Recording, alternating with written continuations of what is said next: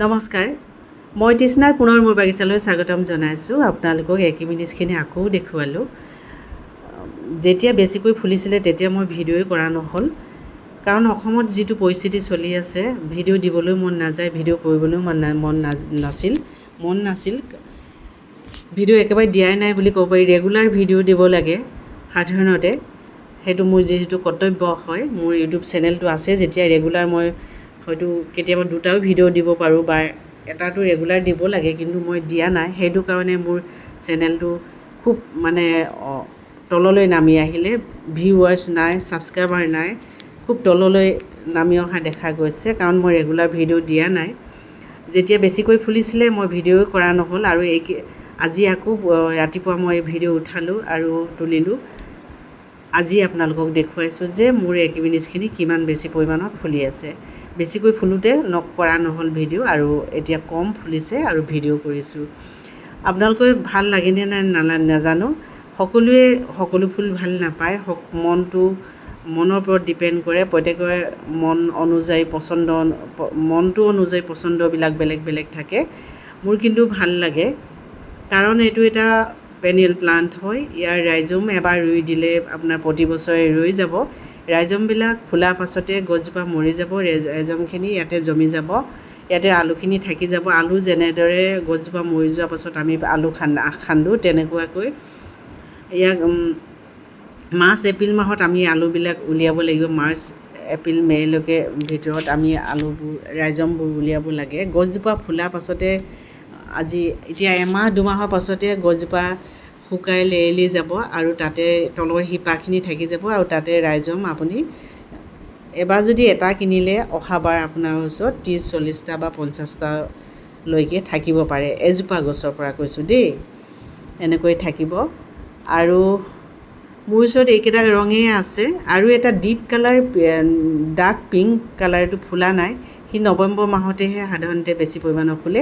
এতিয়া এইটো deep pink colour ওলাব, খুব ধুনীয়া ৰংটো, ডাৰ্ক পিংক ওলাব। আৰু এতিয়া কলি এটা দুটাকৈ আহিছে লাহে লাহে। নৱেম্বৰ মাহতে মই বেছিকৈ ফুলা দেখোঁ। ডিচেম্বৰ মাহলৈকে ফুলি থাকিব সেইটো ভেৰাইটি। আৰু এইটো পিংক কালাৰটো আৰু পাৰ্পল কালাৰটো সাধাৰণতে বহুত বেছি পৰিমাণৰ ফুল ফুলে। এয়া হৈছে ইপিচিয়া। বহুতে হেংগিং ফুল পটত ৰুই দিয়ে, শুক পটত বা ওলমাই ৰখা ভাৰ্টিকেল গাৰ্ডেনৰ কাৰণে এনেধৰণৰ ফুলবোৰ বিচাৰে, আৰু যত্ন কম লগা, সময় নালাগে, যত্ন কম লাগে, তেনেধৰণৰ ফুলবোৰ সাধাৰণতে বয়সস্থ মানুহবিলাকে বিচৰা দেখা যায়। সেইটো কাৰণে দেখুৱালোঁ। আৰু তামোলৰ পুলি পাব আপোনালোকে এভেইলেবল, হাইব্ৰিড তামোল দেই, লোকেল ভেৰাইটি নহয়। আৰু পাব কামিনী কাঞ্চন, এনি টাইম ফুলিয়ে আছে। আৰু আছে এজেলিয়াবিলাক এনেকৈ প্ৰথমৰখিনি ফুলি থকা অৱস্থাতে আহিছিলে যদিও ডালবোৰ ভাঙি ফুলবোৰ নষ্ট হৈ পৰিল, আৰু এতিয়া আকৌ পুনৰ কলি মাৰিছে, আকৌ কলি অহা দেখা গৈছে। বাছনি কৰিবলৈ আপোনালোকৰ সুবিধা হ'ব। যদি এজেলিয়া লাগে, খুব কম ৰেটত দি থকা হৈছে, আহিব, প্ৰাইচটো নকওঁ বাৰু। আৰু যদি লাও পুলি ৰুব বিচাৰে, কাৰণ এতিয়া আমাৰ অক্টোবৰ মাহটো প্ৰায় গৰমেই হৈ থাকিব। এতিয়া অক্টোবৰ মাহ আহিব, ছেপ্টেম্বৰ মাহটোতো গৰমেই, বহুত বেছি গৰম হৈছে এইকেইটা দিন, আৰু বেছি গৰম হৈছে। আৰু গৰম হৈ থাকোঁতে যদি লাও পুলি ৰুই দিয়ে, তেতিয়াহ'লে অতি লহপহকৈ বহুত বেছিকৈ ডাঙৰ হ'ব পুলিটো। যদি ঠাণ্ডাত লাও পুলি নৱেম্বৰ মাহত যদি ৰুবলৈ যায়, বা ঠাণ্ডা সোমোৱাৰ সময়ত যদি ৰুবলৈ যায় লাও, তেতিয়াহ'লে পুলিটো নাবাঢ়ে, খুব ধীৰে ধীৰে বাঢ়িব। আৰু এতিয়া যদি বাঢ়ি দিয়ে বহুত সোনকালে বাঢ়ি যাব।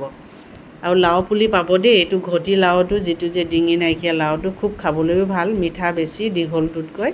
আৰু লাওবোৰ দেখিছেনে, ইয়াৰ সূতা ওলালেই এতিয়া বগাবলৈ হৈ যাব, নিয়াৰ লগে লগে আপোনাৰ ওচৰত বগাব। এইটো ৰঙা বকফুল বাৰু বিকিলোঁ। বগা বকফুলো আছে, ৰঙা বকফুলো পাব আপোনালোকে এভেইলেবল। দুইটাই ভেৰাইটিয়ে বকফুল আপোনালোকে খাদ্য হিচাপে গ্ৰহণ কৰিব পাৰে, বা আমি বৰ বনাই খাব পাৰোঁ, ভাজি কৰি খাব পাৰোঁ, যেনেকৈ ইচ্ছা তেনেকৈ আমি খাব পাৰোঁ। কিন্তু হেল্থ বেনিফিট আছে বকফুলত, আমি হেল্থ বেনিফিট পাব পাৰোঁ। হেল্থ বেনিফিট আছে, আপোনালোকে সকলো গুগলত ছাৰ্চ কৰি চাব, ইয়াৰ গুণাগুণ কি আছে, আপোনাৰ হেল্থৰ কাৰণে কিমান ভাল, সেইখিনি সকলো কথা জানিব।